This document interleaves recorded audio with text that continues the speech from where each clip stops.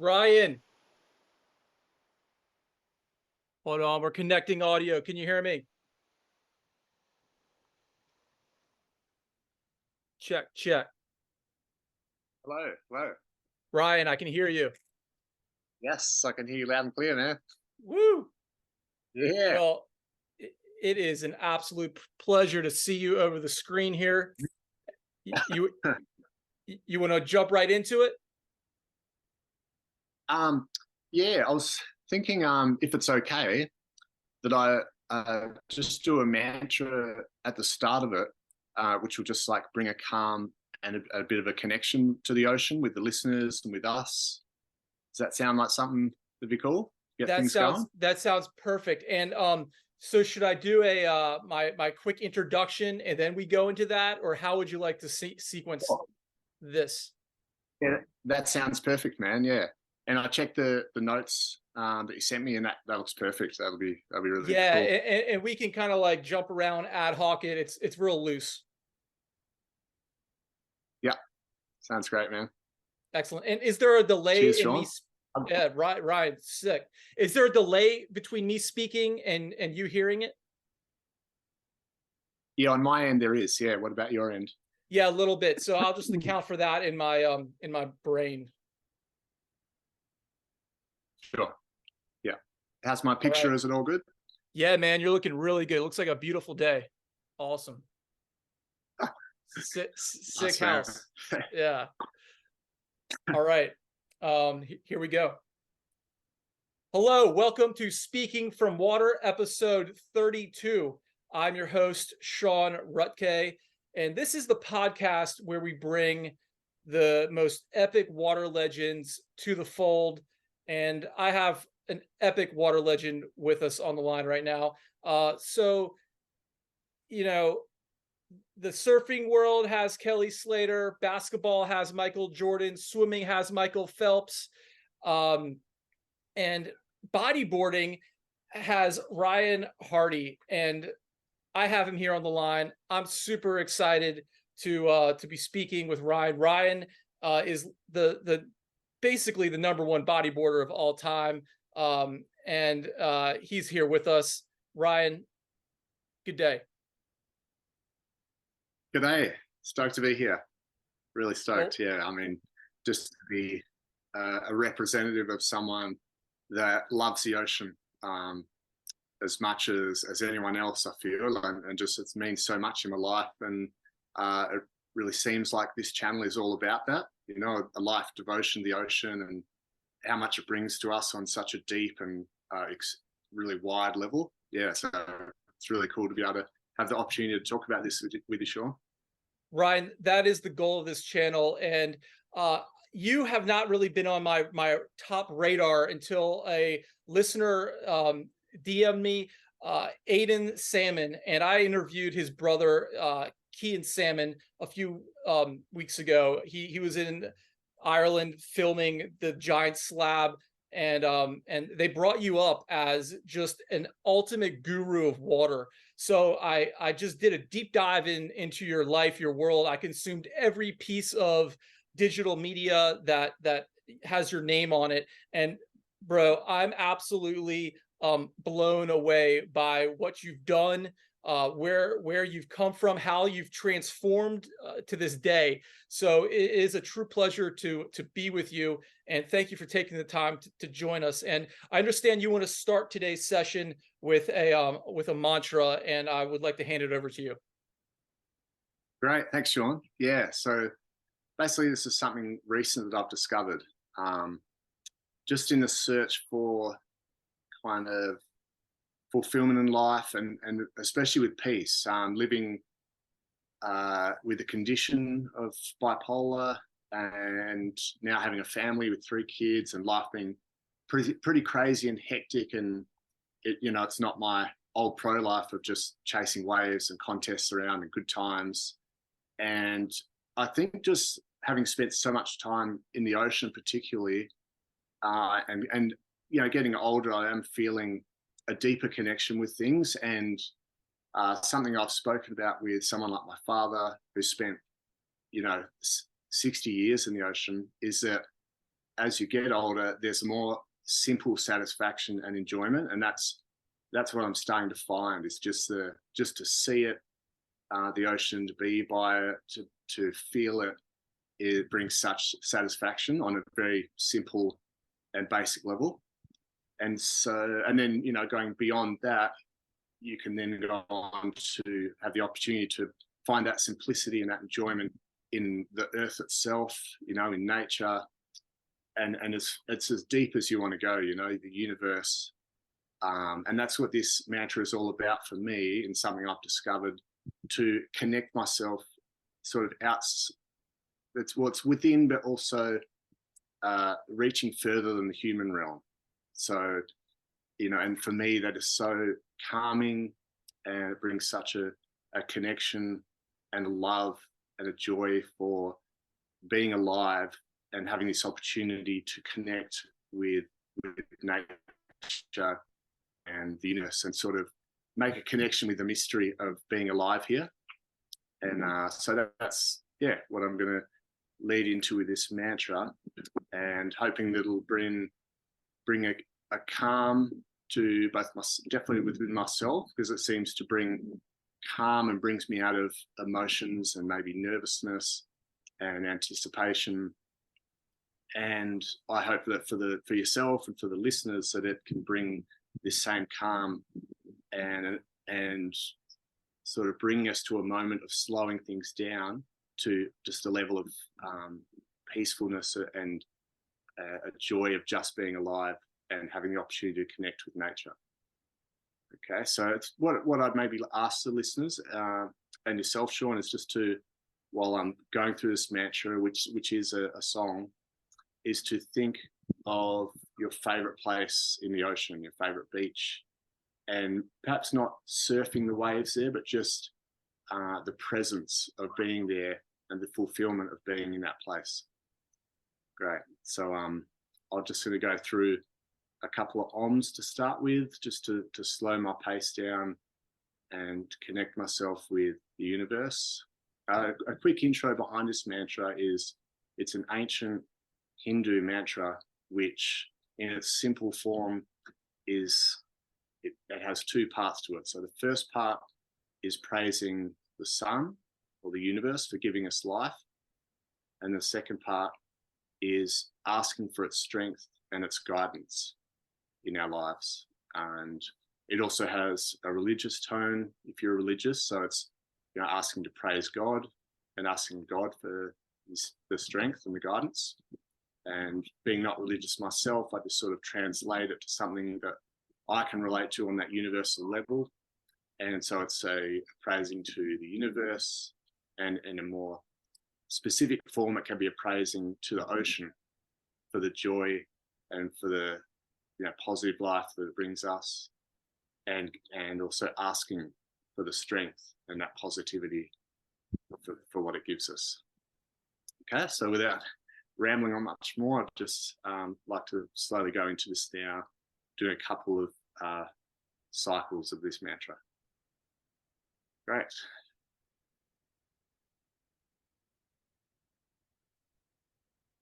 Om.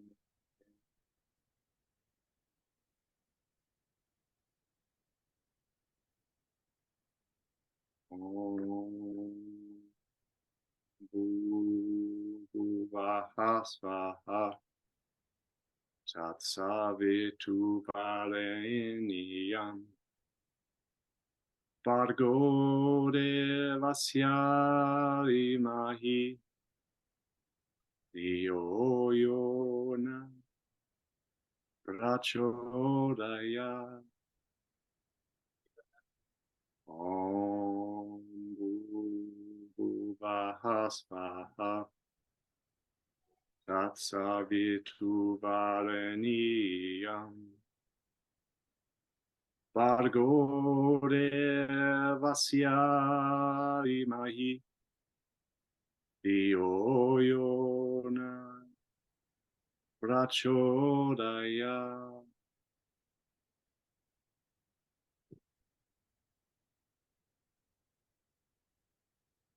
Okay,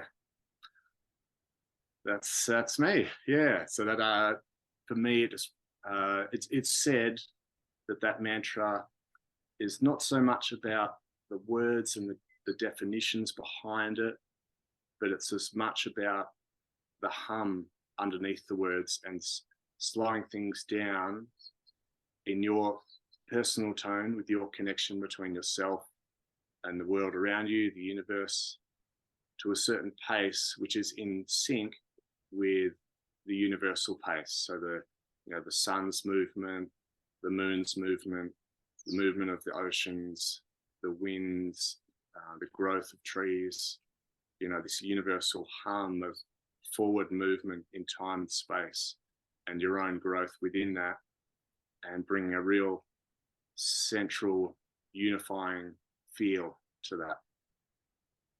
Yeah, and it gives me a real peacefulness. And when I often I've done it at the ocean the other day, doing that for 20 minutes, and then coming out of it with such a silence and connection that the sound of the waves, it just feels like that's me almost. It feels like I'm just really in sync with it, and getting a lot of joy from that, a lot of simple joy. Well, it was very beautiful, and it brought me to a instant level of peace. Can I ask, where can one go to find the translation? And then follow up to that, how did you come to learn the mantra? Yeah, good question. I've just started a stretch and meditation class locally, which is I've done the certification for foundation training, and so basically running the stretch class, and I've also done qigong, and just created my style, which is quite slowed down and bringing that peacefulness in a positive physical stretching class. And I really enjoy running slow, peaceful music through it, which helps to slow the body and the mind down and the breathing. And I came across this song, which I've heard before, and it was a woman singing it's called the Gayatri Mantra. And I just loved it. The moment I came to tears when I first heard it. It was just so emotional, the way she sings it, and had that really slowed down, beautiful pace. And then I just went on to Google and searched its definition and its meaning, and it just struck me straight away. It's like, whoa, that just really resonates with me. It at first was quite religious in its history of where it's came from. It's supposed to be one of the most ancient written texts of human history, that mantra. It's a Hindu mantra, from sort of Asia, I suppose. And I just, which I've often done, is looked at the text, which is religious, and transferred it to a connection and a meaning with the universe, as far as the universe being God, and just sort of simplified it for my own way, and also got creative with it to turn into something where I can praise the ocean and direct it towards the ocean. And it's got that two-way relationship of an energy circuit where you're giving praise and then you're also receiving it. And you really feel that when you connect with this mantra. And in the beginning, it was more of a learning of the words and being able to say it. And then once that became sort of automatic, then it was more finding the right pace and the connection with the environment around me, and really having a feel and an intention behind that, the tone. Yeah, but it's all on Google, the information. So beautiful.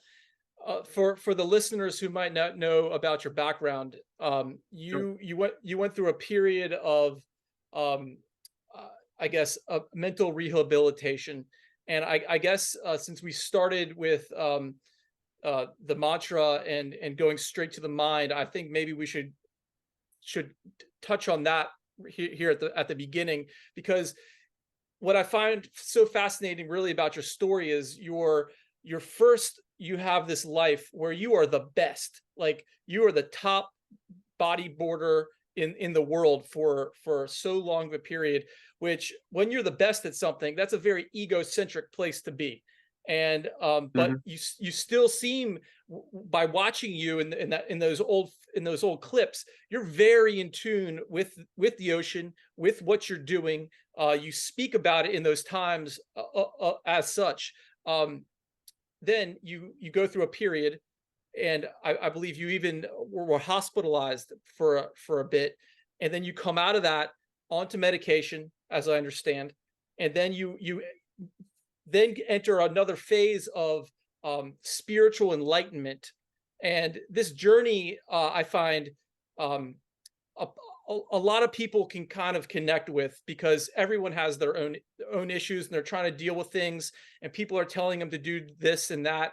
I guess break what I just kind of spelled out there in your own terms, and explain to me this journey you've been on.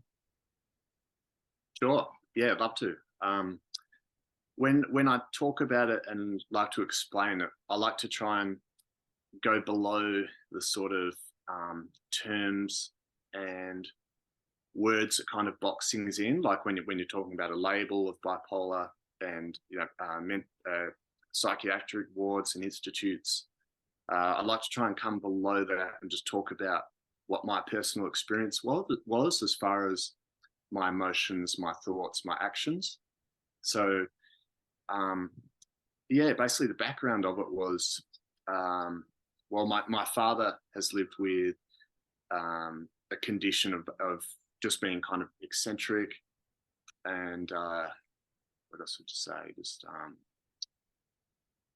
just different to the norm as far as his energy levels, his mannerisms, his social interaction. And I do believe that my condition is different, but it's definitely linked, So my experience, what was it with that? First of all, I have a twin brother, and he had psychiatric issues that came up years before me.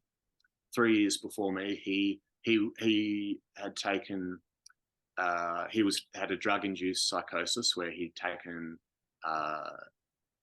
meth at one point, and just sent him on a bit of a spiral where it almost sends you into this imaginative world in your mind, which basically takes over, and you lose track of what's reality and what your mind's perception is.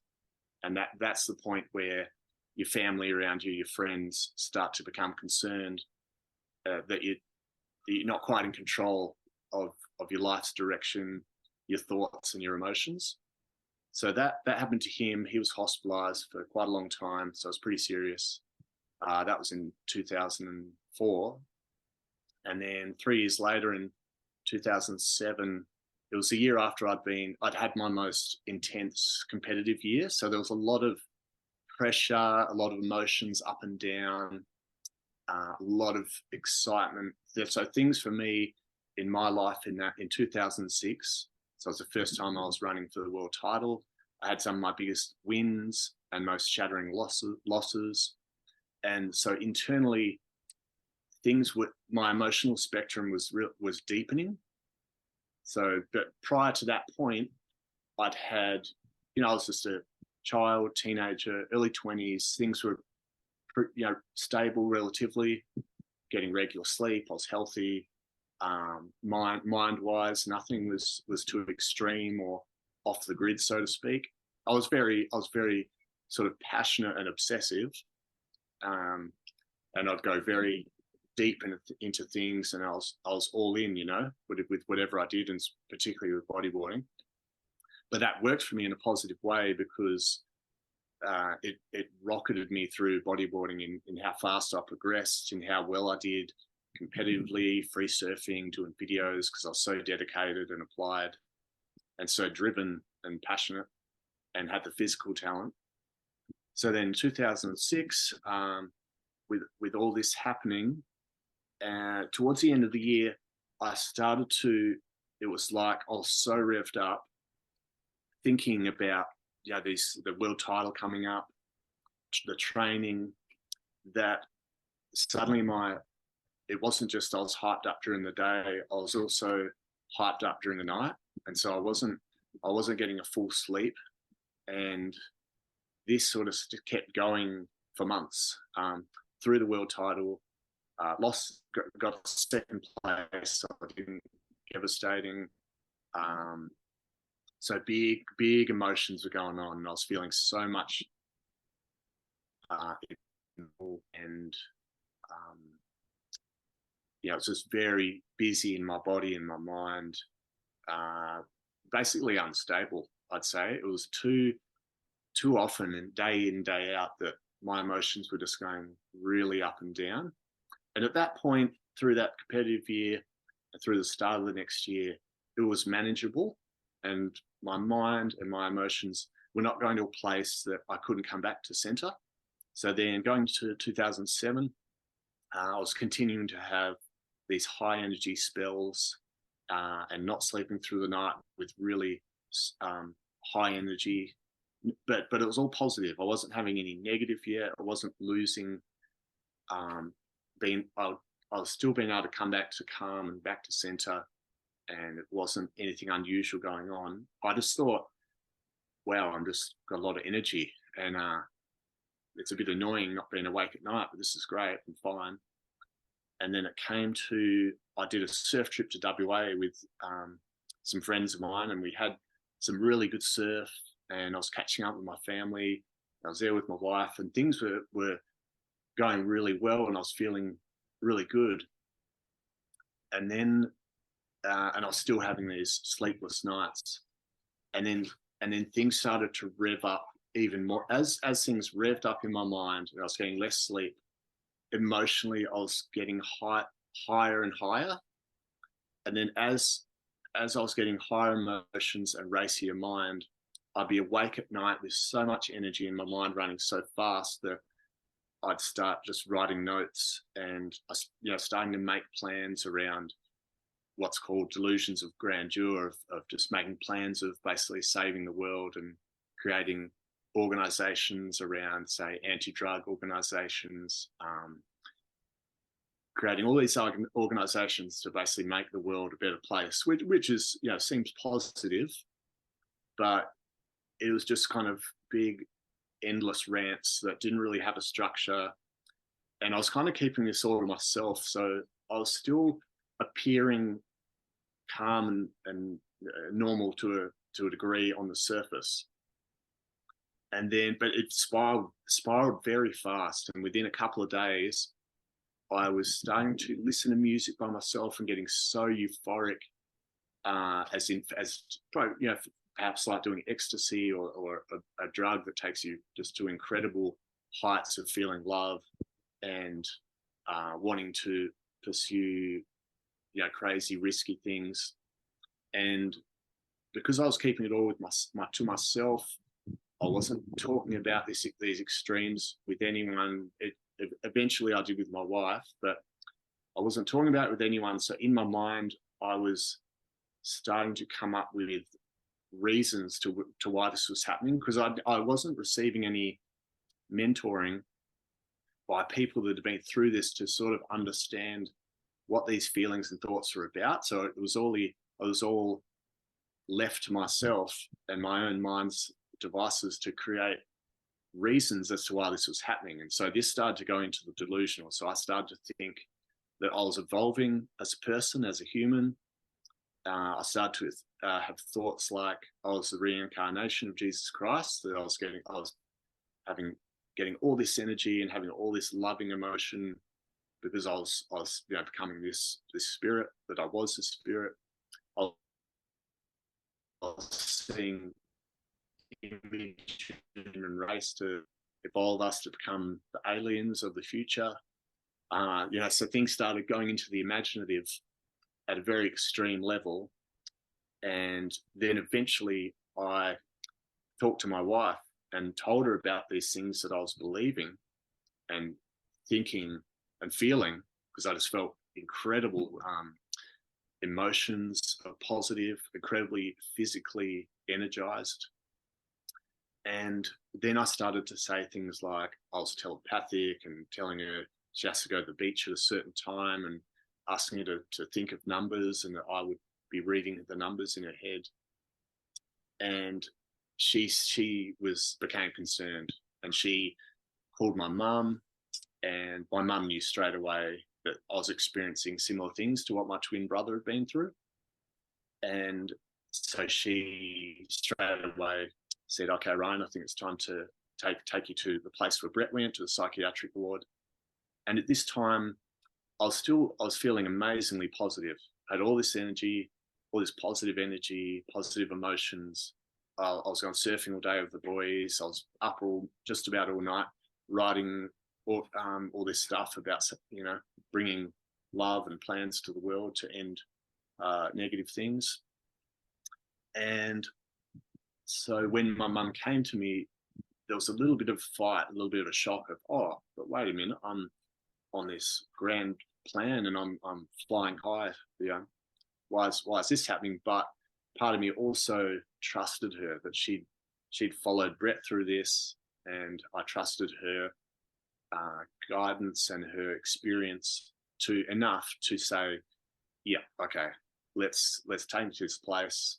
It's for a reason. I still, obviously really high, just going with it. So when I got to the psychiatric ward, that they, hit me with a lot of slow down drugs, medication that slowed me down enough to reflect on these thoughts I'd been having and the emotions, to realize, and also with my mum's encouragement and people around me that were aware of what was going on, to realize, okay, that's a bit outside of basically sanity, of rational thinking, stable emotions, that my sleep patterns were not conducive to a healthy lifestyle. And yeah, so I spent just a week in there, enough to slow me down, because I wasn't too far out of, I wasn't a danger to people. I wasn't a danger to myself. I was just starting to spiral to the irrational, and I needed slowing down. And then from there, I had 6 months off and spent a lot of time with my wife and my family to try and work it out. Okay, what happened? What's this part of me? Trying to understand that and trying to find stability from there forward.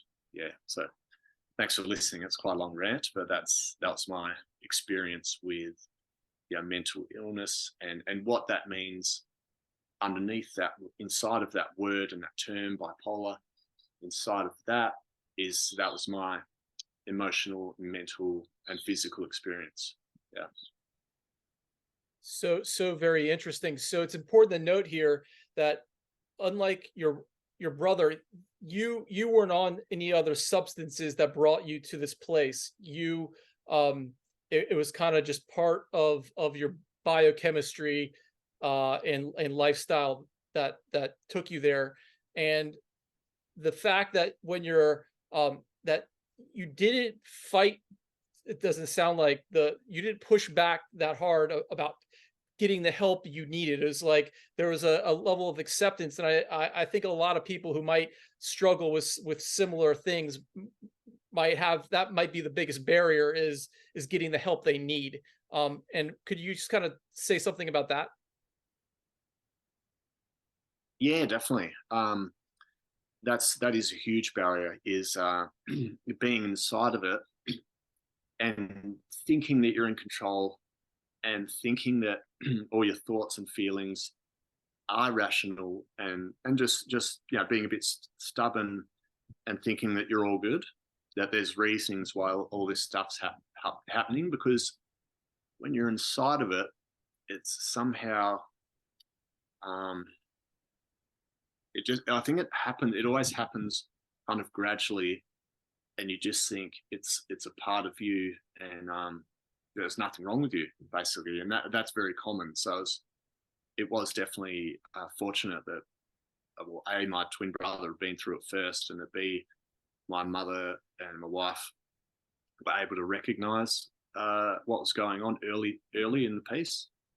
But yeah, you're right. There's definitely a lot of stories around people kind of refusing help or feeling that there's nothing wrong with them, and that's quite often a big problem for their people around them that care for them and are concerned. Mm. How's your brother today? Yeah, he's great. He's you know, definitely had periods over the years since he first came on where it's been a struggle, and it's just really a journey of managing what the certain way that affects you, you know, your thoughts, your feelings, what triggers you, your sleep, how your sleep affects your mental and physical health. And you know, each person in each case is unique and different to the next. You know, so our experience is not the same, and so we have to manage it in a way that works best for us as far as lifestyle, medication, um, and connection with physical activity, nature, and just particularly how much you can take on, because obviously it's the triggering stress, the getting too wound up and revved up, and not getting enough slow down or calm time that can, you know, send you spiraling into bad health. That's so interesting, that bit of the stressful part, because people, especially in where I live here in America, it's like grind, grind, grind. And I think I've lived in Australia for a little bit, and there's a different ethos and culture in your country of taking time for the self. You know, taking a vacation for a month. In you know, in America, if someone takes a vacation for a week, they feel guilty. So it's like we have more health problems here because of that. Uh, I want to touch back on this here in the future, but right now I'd like to go back to the beginning, if that's okay. You're from Sure. you're from WA. I would like to know, Yes, yeah, from Margaret River. what's your earliest recollection of the beach and you being just in awe of the beach? You mentioned your father was a surfer, or is a surfer. I assume you grew up by the water. It was probably at a very early age, but when did you really feel the love? Well, definitely the first time I probably specifically felt the love for riding a wave and bodyboarding was probably 6 years old at one of the beaches down here, where it's a nice shallow sandbank and you get a good ride in the whitewash. And so it was my dad pushing me in on a snapped foamy board, the white cool lights, I think they were called. Yeah, and just the feeling of the power of the wave pushing me and the holding on for life, and then the feeling of the speed over the water. Um, that was just, it's just so strong in my memory, you know, particularly the feeling of the power and the speed and joy of the ride at that age. Yeah, that was definitely the moment of, wow, this is so much just crazier and more intense and more joyful than anything else I'd tried to experience at that point in life. And then what was the next step for you? Were you like, oh, I'm going to be the best in the world at that point, or what was that trajectory? Was school a factor? How did your life play to the point from then to getting into competitions and just starting to kill it? Yeah, sure. So from six, it was quite slow because in Margaret River in the southwest, the winters can be really rough and rainy and cold, and so a lot of young kids around here get into sports, you know, football, soccer. So for me, for years, probably for 4 years, I was playing sports just as much or more than I was surfing, bodyboarding. Probably going back around that age of 6 to 8, I also rode my dad's surfboard quite a bit, like again in the whitewash or the shallow reef, and I was really enjoying that as well. That was really a really good feeling and good fun doing that with my brothers. And then when we're about 8, we first got the Max 77s, and so that was the moment where bodyboarding, for some reason, just seeing the bodyboard, the colors of it, the feel of it, that was really attractive to me. That really, to me, it just felt better than the feel of the surfboard, the ride of the surfboard. It just seemed more fun, more joyful.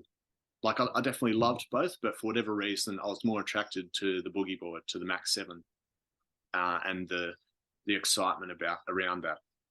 And then so from there was mostly bodyboarding from 8 to 10 with no flippers, just on this little sandbank and the shore breaks.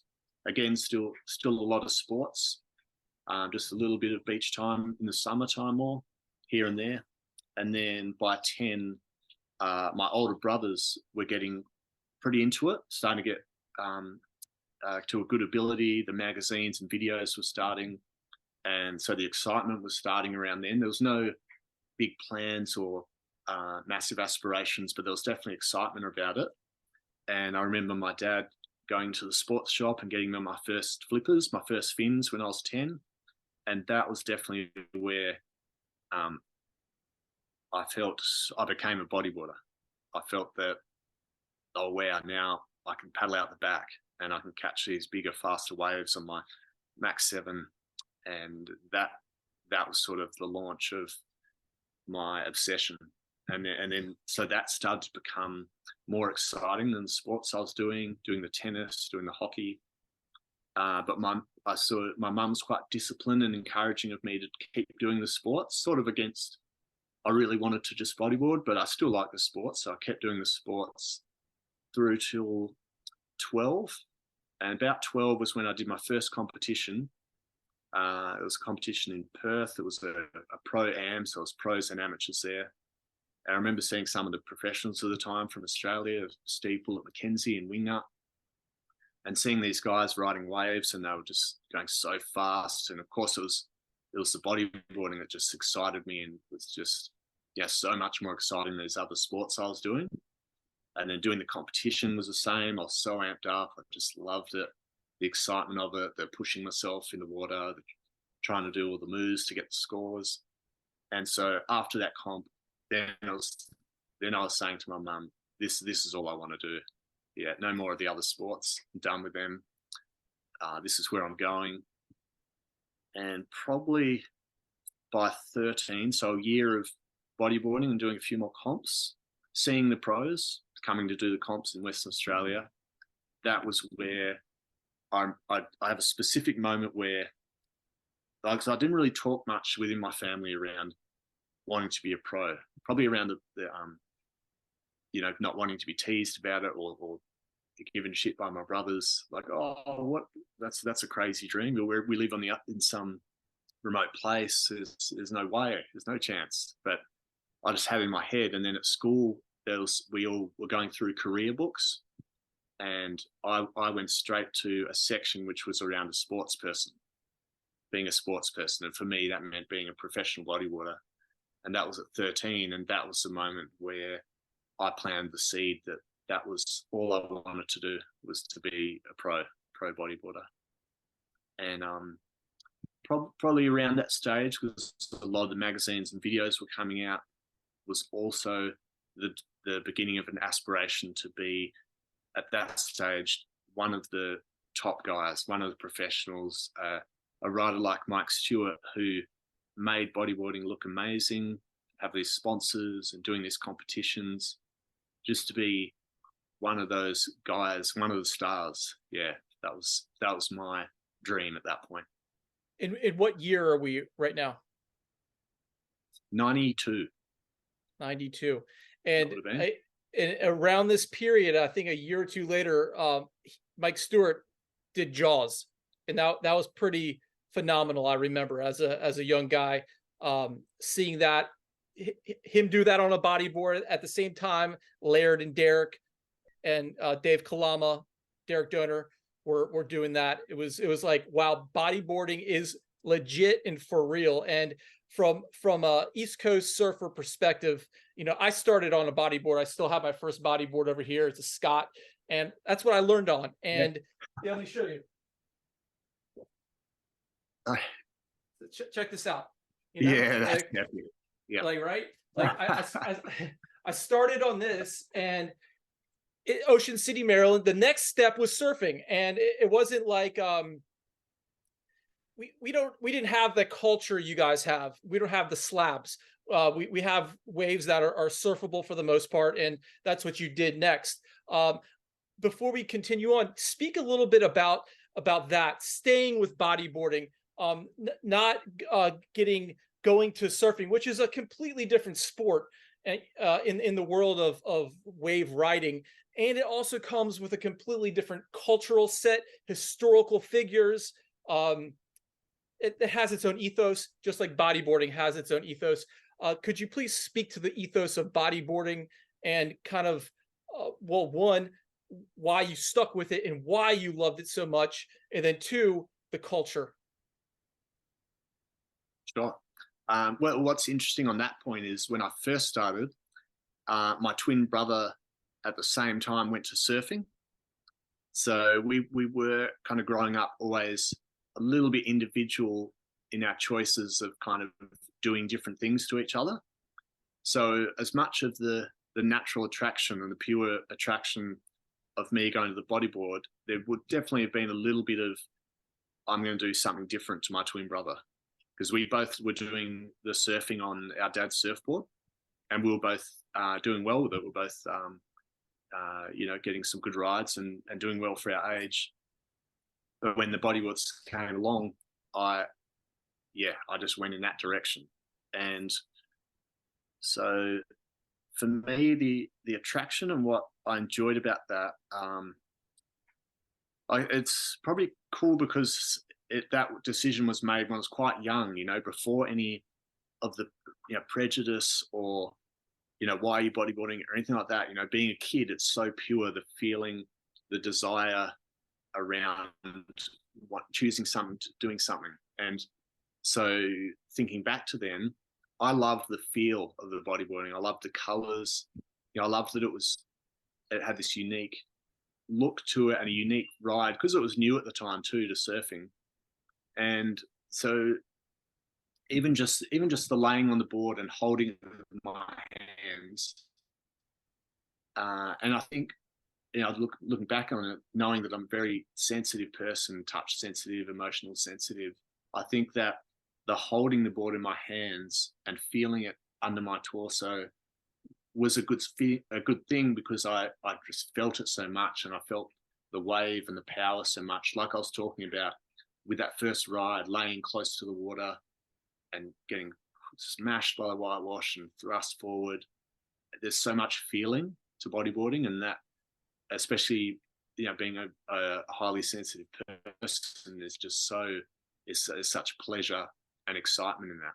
And then going on from that, I did trampolining when I was young, so I did a lot of acrobatic stuff like backflips and somersaults, and bodyboarding allowed me to bring that to the water, to the waves, with that high speed, and just all combined to be this really exciting,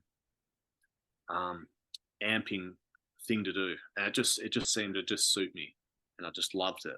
I did love the surfing, but it didn't offer the sort of things that I was most enjoyed and most attracted to. Yeah.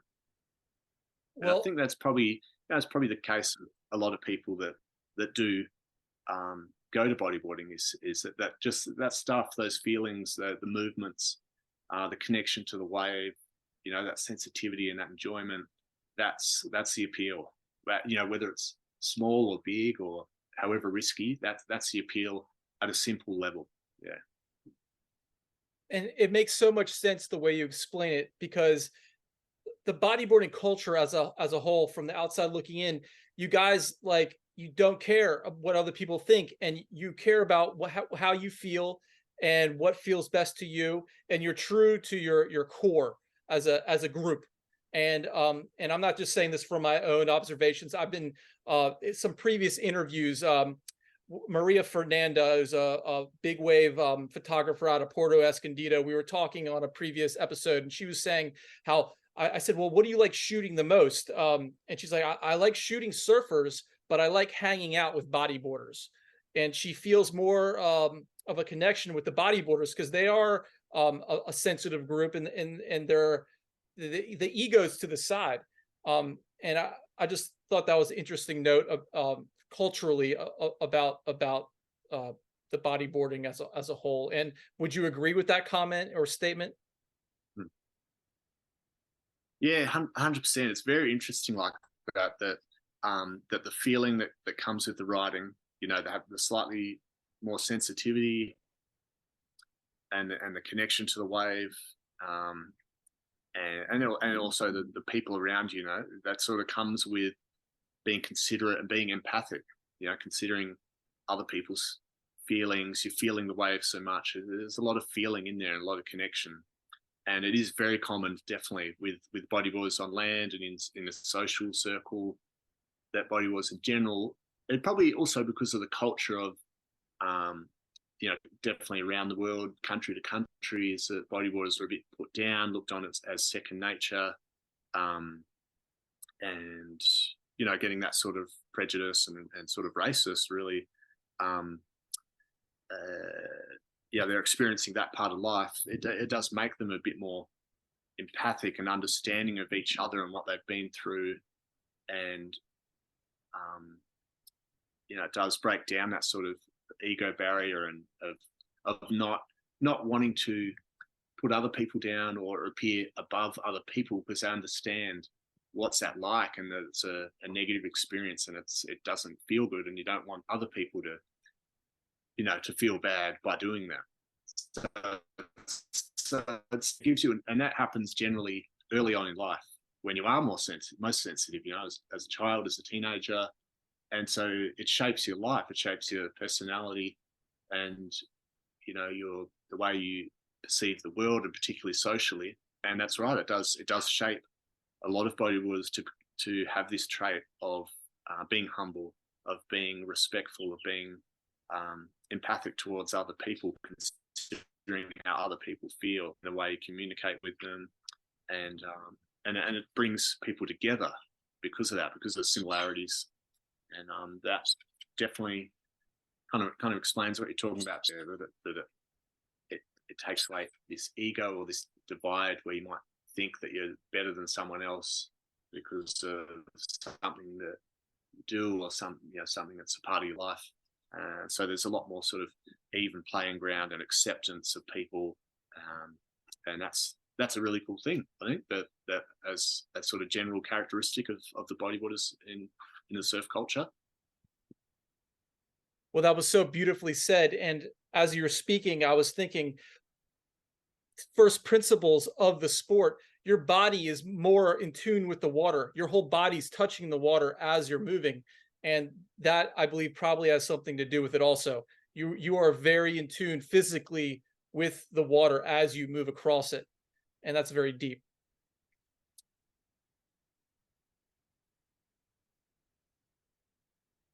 Yeah, totally. Yeah. I mean, if you're going to go deeper than that, sort of on a physical level and an energetic level, because I've done a lot of work around energy work with, say, very experienced and high level energy workers and energy healers. You've got your whole chakra system, your whole electrical system of your body is literally, your whole torso's front, which is what a bodyboarder is laying on. So there's no wonder and no doubt that there's so much feeling in that part of your body, so much emotional feeling and physical feeling and senses and receptors, in that part of your body. So when you're laying on that part and you're in the water, on a board, on surface, and there's so much feeling going on. You've got your hands, which is some of your most sensitive parts of your body. It's it's sort of definitely a sensory overload, and it all comes into it. So you're growing up in Western Australia, Margaret River. When did you start surfing the big waves of the slabs you have there? And I told Kean Salmon that I would ask you, what about your first session at the right? And Sure. yeah, I would like to know, like, your introduction to heavy slabs. 1 sec, I just got to plug in. It's about to run out of battery. Here we go. So Yeah, well, growing up in Margaret River was definitely an advantage as far as getting an early taste of surfing slabs, having the box, having waves like Gas Bay, North Point, and and at an early age they were quite uncrowded. So I had and my older brother was charging at that point when I was like 13. He was 16.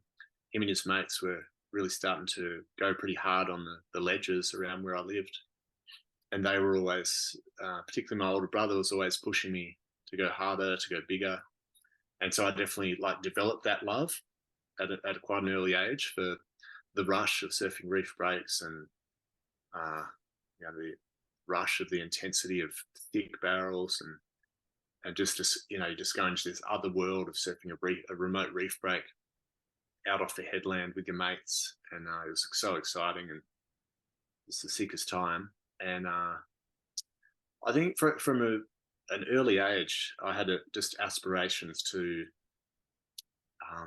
basically kind of go big and set goals uh, of charging heavy waves. And I remember as an 8-year-old when I sort of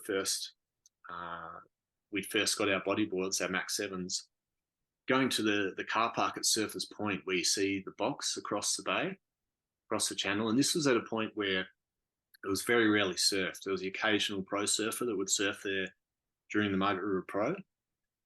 So the bodyboarders weren't quite surfing it yet. And yeah, just as this bold 8-year-old in my little dreaming mind, I was saying to myself, one day I want to conquer that wave. As an 8-year-old, yeah, it still kind of shocks me to this day, but I guess it just was a little goal of mine. It was an indication of my spirit, my nature of just wanting to take things on, for the rush, for perhaps for a bit of the prestige of just, this grand dream of just taking on something that seems impossible, something that seems, but it was just so attractive to me, these massive barrels, these huge spits, just feeling so drawn to it, just to conquer, just to take this thing on. And that part of me and that desire and that dream is definitely, the nature of me, my spirit, which led me to get to the right and paddle out and having that goal. And probably another big part of it was it came after I had the mental health challenge and spent a year out of the water, and I watched the imagery and the videos of the guys that first surfed it. I went through quite a long low period after that first hospitalization where I was through the period that I was feeling really low. I lost a lot of confidence, and I remember rocking up to Shark Island to surf the contest, and I was looking at the reef and the rocks and having bad anxiety and thinking it was too heavy. I couldn't do it. I pulled out of the contest, and so I really lost a lot of confidence through that stage. And I remember watching the right footage and the photos and just thinking, how are you guys doing that? That's so massive. And that, so somehow that my spirit had just been broken, and that confidence and the desire, it just was wavering, didn't seem there anymore. But then as I slowly came back to the ocean and my health got better and I started to understand what I'd been through, I was starting to surf bigger waves. I went back to Hawaii again in January, surfed some bigger waves over there, and just started to come back to me. And then I was looking at the imagery of the bright and feeling, oh, wait a minute, no, I want this. I'd look at that wave. That's like what I saw was the box that double the size and on steroids, and that's my dream wave. A heavy right-hander that I've grown up surfing. And then I knew, because when I was watching all this and I was in this low period, I was on the Gold Coast in Australia, living there with my wife. And after Hawaii in 2008, we moved back to Western Australia. And it was not till a couple of years later that I got to have that opportunity to surf the right, to paddle out there. So I had a couple of years to really get back into surfing WA, surfing the slabs, and finding my feet again and getting my confidence back. But that dream had been planted since I saw the guys surfing and started feeling better and more confident. Yeah. And how was that first session? Yeah, that was just still to this day one of my most incredible sessions. Definitely, I drove down at 2 o'clock in the morning from Margaret River. I left by myself, knowing the forecast looked pretty big, with a possibility the winds might not be good. But so I had friends from Perth that were going to be driving down in the middle of the night if the winds looked good on the observations. But I just was committed. I just knew the swell was big enough. I knew I wanted to paddle out there, and I was just going. It wasn't a concern whether they were going to go out or not. I just knew. I was just wanted to see it. I just wanted to get out there and catch some waves and see it from my own eyes. So I got down there just at dawn at first light and went to the checkpoint, and I saw there was no wind, which was a big win. That's what you want down there, is no wind. And the waves out on this kind of bunch of outer reefs that surround the right, it was just like whitewash everywhere. So I knew, oh, it's big. And the sound was just roaring, and I knew it was going to be on. So there was no one around. It's just this roaring ocean on top of these cliffs and the bush all around. And I was just sort of, the adrenaline started to kick in, so I was moving fast, heart was beating. Got my got my equipment, ran down the beach. At this point, because there was whitewash everywhere and I'd never been there before, I didn't know, I couldn't see where the right was, and I hadn't been there, so I didn't know actually how to get out there. It was only looking at Google Maps, knowing that it was next to a rock that's out in the water, and I could just see the rock in amongst all the whitewash and the sea mist. I could see the rock there, so I knew where to aim for, and that if I aim for that, I'm going to see the right. So I ran to a corner of the beach where I could see that the shore break, the beach break, was that there was a rip going out in the corner. The beach break was massive, like 10 to 12 foot, because the swell was so big outside. And so I just had to rush through the beach break, getting pounded a few times, but getting out there. And so still at this stage, there was no one around. And there's this big cliffs and a massive bay. And so it's kind of like a dream, really, just being in this huge expanse of nature and a roaring ocean. It's just me there, just having my experience. So it was pretty wild. And then I paddled the half hour from the shore out to the breaks. It's quite far off the shore. So it's 30 minutes paddling through this dark, choppy water. And then as I got closer to the rock, I came over a lump and just saw this giant slow motion right hand barrel. And it looked like, first thing I thought when I saw it was, whoa, that's just like the box, but like I was imagining, twice as big, twice as thick, and just so gnarly looking, but so perfect looking at the same time. So I was like, all right, here we go. That's it. That's the right. And then so I paddled up to it and just watched it for about 15 minutes, just trying to get my scope on the reef, looking at where I could take off, loving just watching these monster barrels unloading in front of me, kind of tripping out at the whole scene of where it was and how remote it was. And then then I paddled into a couple, just going on the shoulder to start with, which has always been my approach, going into heavy waves, not going in and just rushing a bomb, free falling and getting smashed and hitting the reef, but just slowly getting my confidence, working out that I can make it from a certain point and how hard I had to paddle into it. And then by the time I was ready for getting a set, I could see a jet ski coming over, which was my mates that had driven down from Perth, that they'd come through the night because they saw the wind observations were good. It was offshore. And I got my first big one, like about a 10-footer, just really vertical drop, big barrel right in front of them just as they rocked up. So, and then we, had a really good session together. The boys towing into a few, and I was paddling into a bunch for a few hours, and yeah, it's just an all-time session. Really fond memories. Beautiful, beautiful description. You brought me right there. And what's the sound like in that barrel? What's the feeling? Oh yeah, that's the good question. That's one of the most awesome parts, and the experience of being out there by myself is just incredible. Because once you get so far out to sea, everything's so quiet, especially in a lull. So in a lull, it's just dead silence because you can't hear the land, you can't hear the birds, can't hear the wind in the trees. You're out there, so there's no, because it's quite far out with no other reefs around. There's literally no noise, no whitewash. It's a calm day, no wind.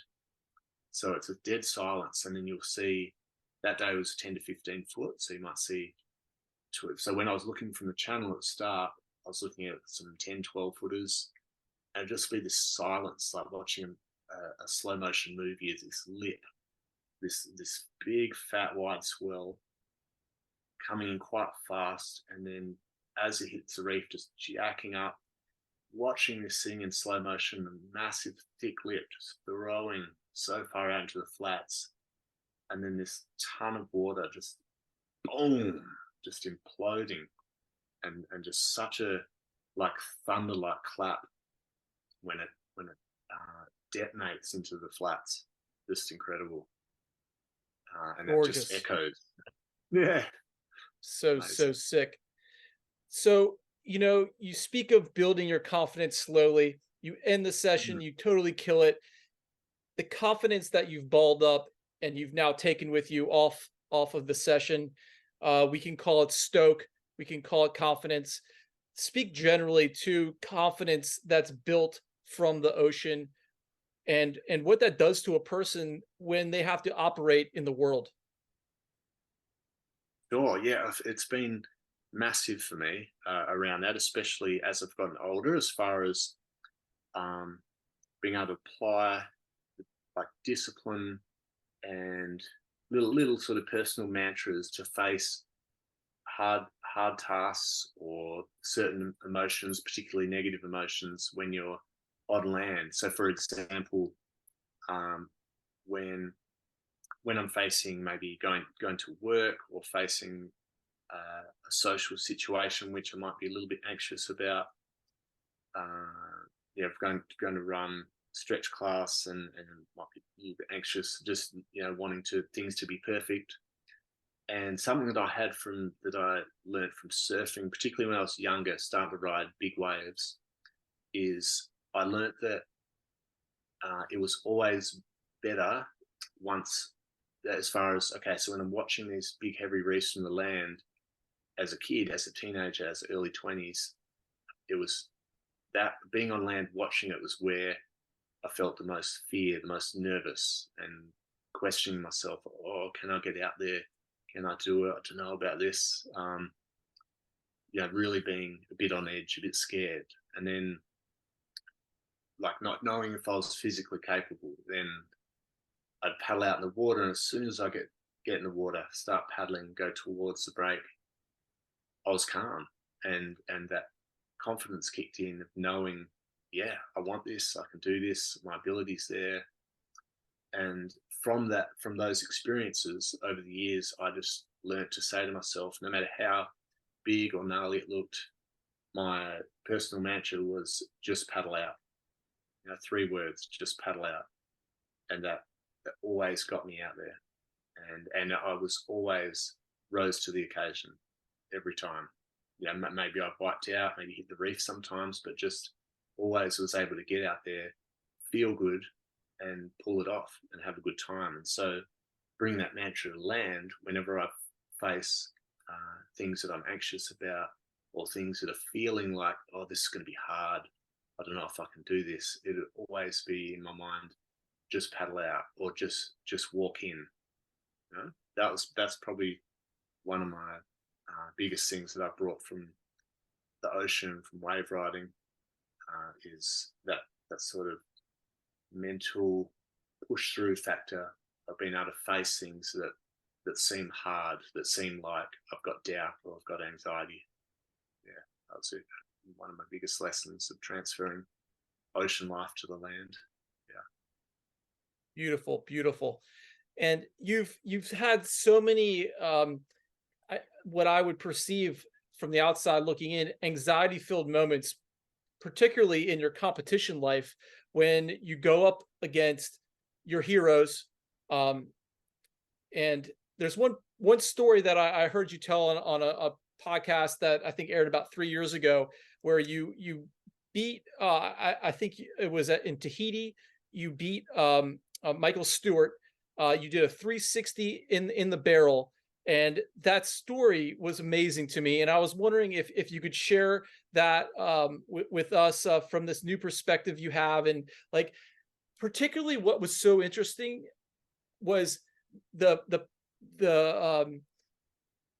you didn't go into that wave thinking you were going to do something, but you did something amazing, and you came out of it, and you won the whole thing because of it, and you were just like in the most pure flow state there is. And that is such a I think in the interview you described it as a manic state, but totally natural and totally between your own spirit and the ocean and the moment. I mean, you could have easily caught an edge and just eaten it, and that would have been okay. But you did an incredible thing. So maybe briefly, or however long you take it forever describing this because it's so beautiful. But to bring us there, and then bring us to the lesson. Sure, definitely. Yeah. So definitely brings to mind another sort of perfect lesson as far as something from that experience, and being able to apply that to, so if I could say that experience and that ride was mastery, then being able to bring that mastery to what I've experienced with mental health and with my mind. So taking it back to Tahiti, it still blows me away to this day that I was able to pull that off. It's just amazing. I mean, I had a lot of preparation leading up to that contest, and as far as I'd done years of world competing and had huge aspirations, and went to the Tahiti with the goal that was written on a sheet that I'd read every night of getting first in the Tahiti skins. So it's sort of that spirit I talked about earlier of just having these bold dreams, which are nearly impossible. Going as a 20-year-old, going up against the world's best that I'd idolized and was so inspired by, and just thought they were gods, and just had this unworldly ability. Guys like Mike Stewart and Glenn Tamaga, who are twice my age, but something inside of me, just a part of me, like I say, my spirit, my true nature. I'm just so driven to go for these impossible goals and these impossible feats. And so I went there, had this goal sheet, first in Tahiti skins, reading it every night, because I'd see these guys from day to day, and it'd bring me back to this kind of child or teenager feeling of looking at these guys and, oh, these guys are just my heroes. These are the best guys in the world, and sort of losing my own self and losing my confidence because I've idolized these guys so much. Just not being able to, just losing that ability to believe that I could beat them in the competition.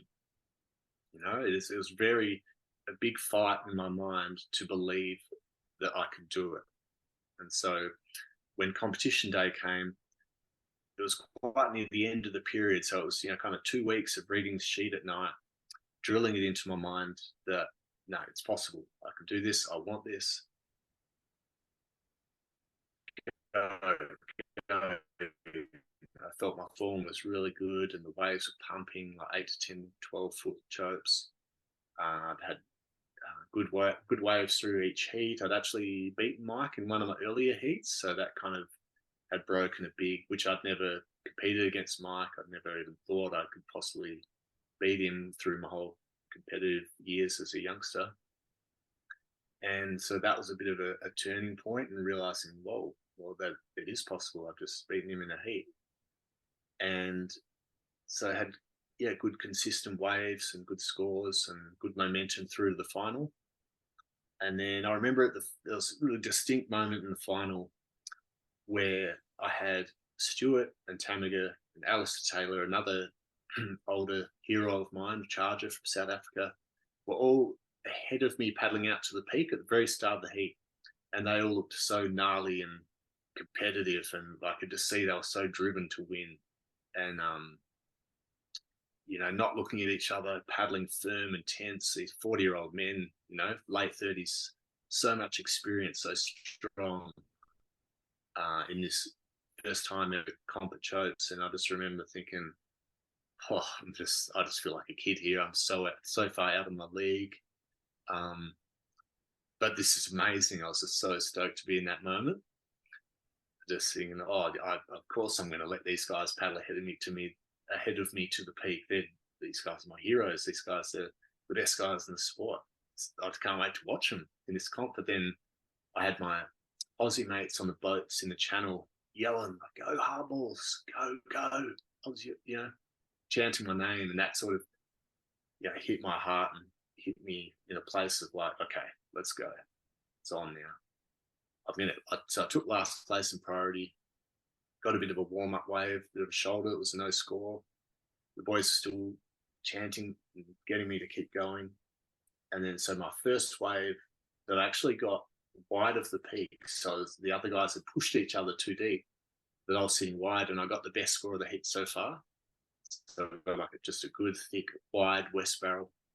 And that really got me pumped and thought, whoa, big score. This put me in a chance. And the Aussie boys were yelling at me again, "Go, Harballs, get out there, go, go, go." And so after that first wave, some more waves came in. And so the guys, Stuart, Tammy, Alistair, all got a wave. And that left me deepest on the reef. And so at that point, I had to tell myself, all right, hold my position. Don't get snaked here. Don't get pushed too deep.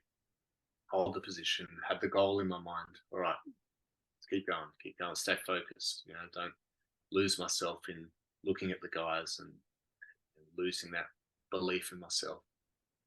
And then this bomb set came, probably an 8-foot set. Wasn't really big one. It was a good size. Like if you're on the edge of the reef at Chopes and you're seeing a set come in, it's a real moment of shading off any doubt. You got to be totally committed. Like, all right, positioning, paddle hard. There's no doubt. There's no hesitation, or it's just not on. So it's a real switch on, focus, turn around, paddle hard into the drop, not thinking anything about what I'm going to do in the ride here, just knowing I've got to position myself well, and I just sort of go hard. Probably knowing a little bit in my head that just going for another score, getting my top 2 total. That's what the total score was going to be out of. Drops, quite vert drops. So just trying to get down it, paddling really hard so I could beat the suck and get down it quick.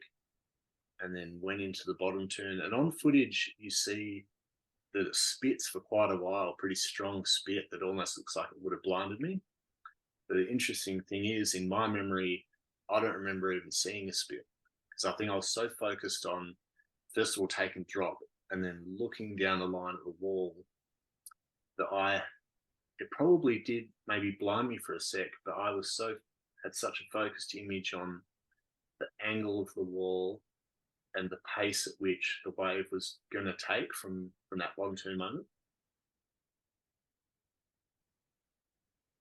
I was already seeing what the wave was going to be doing. So even if I was blinded for 2 seconds, I had a vision and a prediction of where the wave was going to break, how it was going to break. And it was in that moment of seeing the wave's lip line and the wrap and the size that I decided, okay, I'm going to do a spin.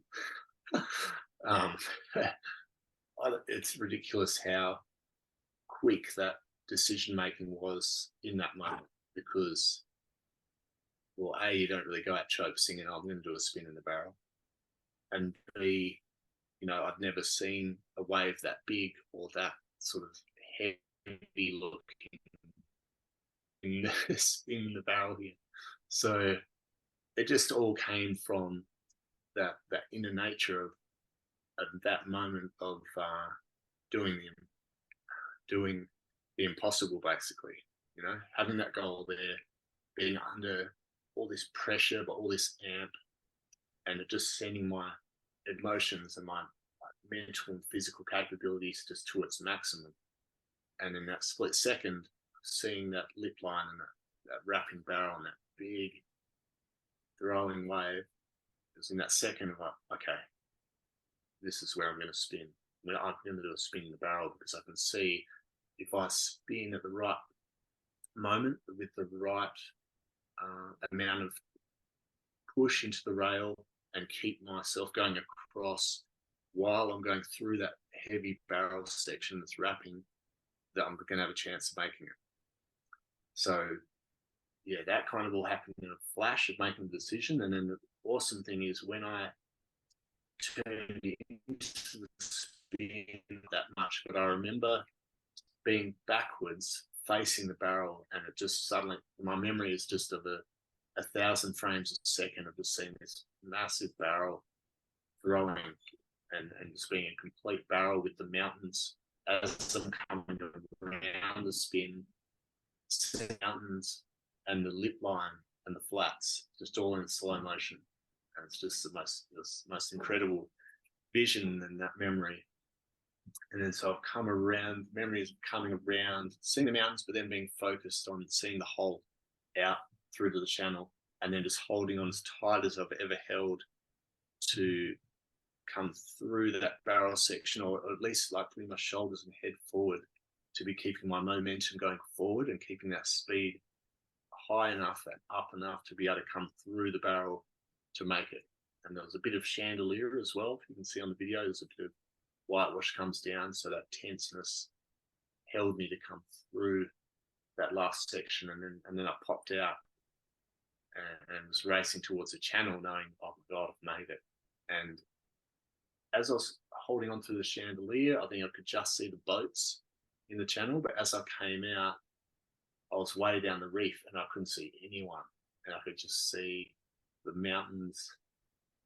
And I was just in this moment of, holy shit, just like, what have I just done?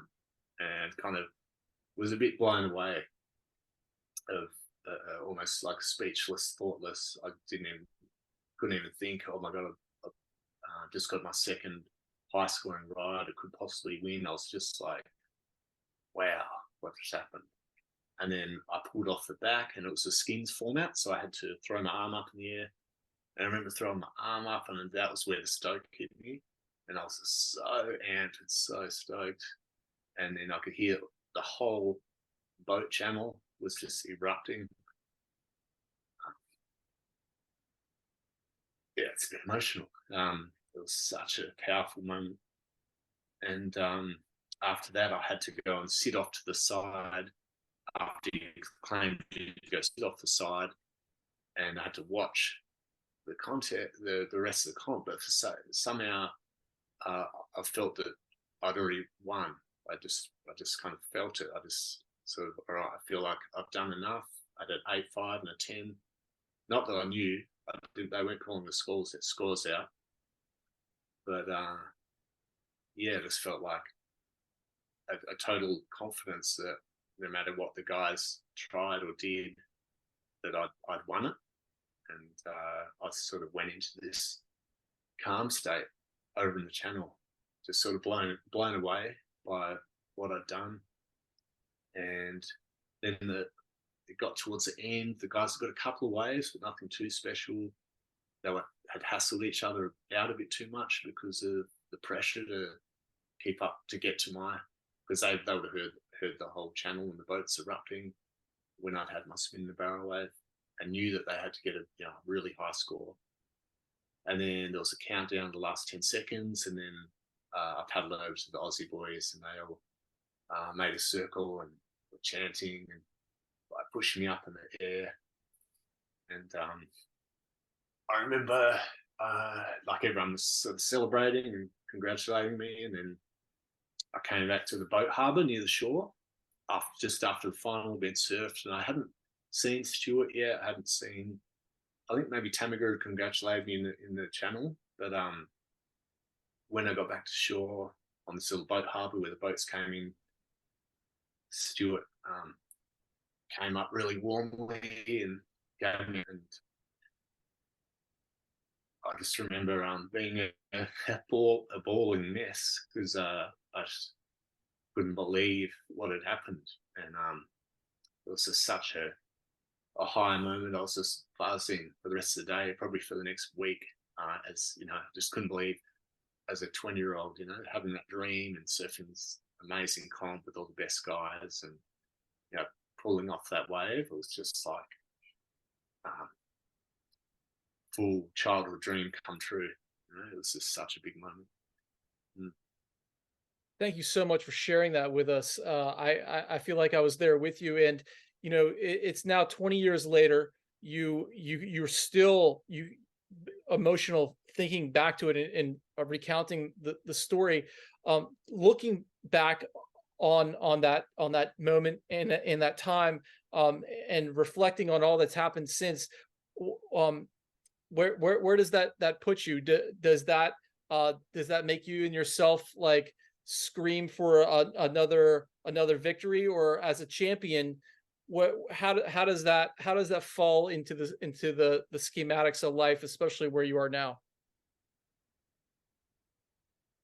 Yeah, sure. As far as say competitions goes, and aspirations like that I had at that age, yeah, I definitely don't have those aspirations now. I feel like fulfilled at that stage of my life, and how hard I went, and the goals and the dreams I had. You know, so I feel quite satisfied to have gone through that part of life, and given it everything I had, you know, and achieved some pretty big goals and amazing things that I'm really satisfied with and fulfilled with as a person. And then something that I've drawn from that, particularly with facing like mental and emotional challenges, is being able to sort of simplify that mastery under extreme conditions. You know, whether it's just a single ride or a competition, or riding and finding flow in general to a sort of mastery level. You know, I've found a similar sort of cross-reference technique, and around the mind, as far as your thoughts and emotions, and being able to manage that, to find calm in the middle of it, because the mind, obviously, as everyone knows, the thoughts and the emotions can be a pretty chaotic place, and can be really racy, and can really throw you off center. You know, can really throw you off calm, and become pretty panicked, pretty anxious, it can really throw us into a negative place. And obviously, riding a wave, for example, like chopes, or trying a maneuver like the spin in the barrel, or you know, even just taking off on a set, is exactly the same. You know, facing thoughts and emotions which are pretty extreme, and that's only really possible to manage that and pull it off. You know, find a flow state through experience and through mastery. And so, having lived through a mental health experience, which is pretty gnarly, as far as the thoughts you have and the emotions around that, and trying to find calm in the middle of it, and awareness of what's happening, yeah, I think is very similar. So, for example, when let's say, for example, the wave I rode at Chopes, you've got the wave to start with. So there's the power and the speed of that wave, which could equal to a thought that you have in the mind. So this is sort of a reading of either something that's happening in your mind, or something that's happening in the physical environment around you. So it's the description or the analogy of what's happening before emotion. So that's the wave itself. So before you're riding it on your board, before you're executing something with flow, there's the wave, there's a thought to start with, and then once you're on your board on the wave, then you come into the feeling, and that's, you know, it could be the feeling of speed, could be the feeling of, you know, wobble, trying to control it. You know, it's emotion starting to rise once you're on the board and you're feeling things, and there's a need to have awareness around that to be able to then direct it and control it and master it. So once you've gone through the thought, then in perceiving that thought, in reflecting on that thought, there's going to be emotion, you know. So when you're on the wave, there's the emotion at a probably more beginner level is, oh shit, or oh my god, this is intense, this oh my god, am I going to nosedive, am I going to slide out, you know. There's, so until there's mastery and experience coming to it, then that feeling becomes more automatic, because you learn to control it, and you learn to know how to direct that feeling, how to turn it into control. You know, in a bodyboard, you might move further back, and you might be able to harness that speed more and direct it. So in experience with the mind, so you've had this thought, it might be a bit of a crazy thought, it might be a pretty extreme thought, and from that you get this emotion, which is, it might be a strong sadness, it might be a strong worry, something like that, you know, something really negative. And that within experience, say perhaps when a person with mental health is first experiencing this really strong emotion, that can really knock you over. You know, that can really, you can really struggle with managing that and finding calm in that. So then in the third step, which becomes where you become flow or the mastery from experience. So, you know, so you felt the wave's power and you're okay with that. You're working with that through experience. You're with mastery and with experience, you know this feeling on the board. You can harness the speed, you can direct it, you're in control, you know it. You know, and that's the emotion. You know the feeling on your board. You're able to harness it. You can manage that feeling. You're not scared anymore. You're not, oh my God, what's this? You know what to do with that. You know what to do with that feeling. So then, the wave and your mastery of the board, then there becomes a synergy from that, and you're able to flow. So both the wave's power and the mastery of the board is where, you know, your nature, your true nature, your spirit behind that allows you to flow with both of those things working in synergy and not being thrown off by that. So in the mind realm, you're having the thought and you're observing the emotion. So you're not so much getting caught up in this whirlwind of the emotion and getting, you know, like you might see in a child becoming really upset or really angry or really worried. You know, so it's more of a through mastery and experience, it's more of an observation of the emotion that's happening. So sure, you might be feeling, there might be a slight observation of feeling angry or feeling worried or feeling nervous or angry, but through mastery and emotion of just being able to see from further distance, from further perspective, deeper perspective, more slowed down, through being more calm, then that feeling can pass away and not interrupt with where you really want to go forward from your best decision, from your truest self. So that allows you to, you know, ride the wave in the way that you really want to, you really want to ride it from, you know, your mastery, from your experience, and without being thrown off by the worry, the hesitation, and the inexperience. And so in, you know, riding your mental health through your thoughts and your emotion that might throw you off from who you really are or what your true nature is, and through experience and you know, mentoring and getting to know yourself, you can be calmer, and you can see things from more of a distance and more slowed down, and navigate life with, through the awareness and through the experience of your own true person. Not being too rattled by emotion or by thoughts of what other people think of you, or how the pressure of how people think you should be, but just more acting and going through life the way you want to, your truest version of yourself, your truest spirit. And that's probably in more recent times the experience that I've gained, bringing it from the ocean and crossing it and synergizing it with my experience with mental health. So deep, and brilliantly said. Thank you so much for delivering that to us here.